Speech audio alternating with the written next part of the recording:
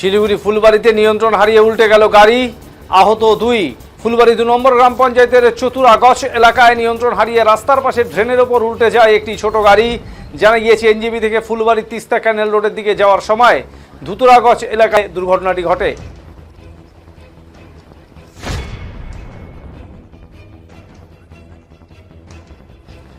গাড়িতে থাকা 4 জনের মধ্যে 2 জন সামান্য আহত হন। তাদের প্রাথমিক চিকিৎসার জন্য নিকটবর্তী হাসপাতালে পাঠানো হয়।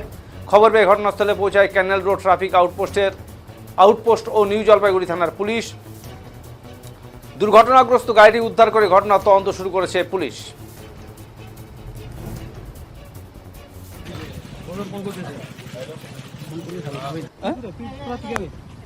গাড়িটা যাচ্ছিল কোথা থেকে কোথায়?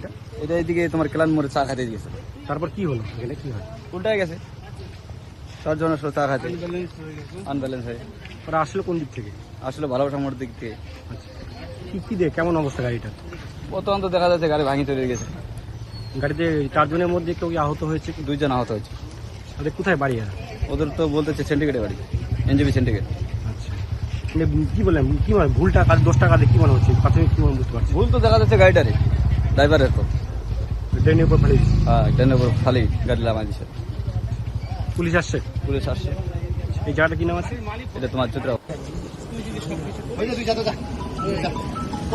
ভালো।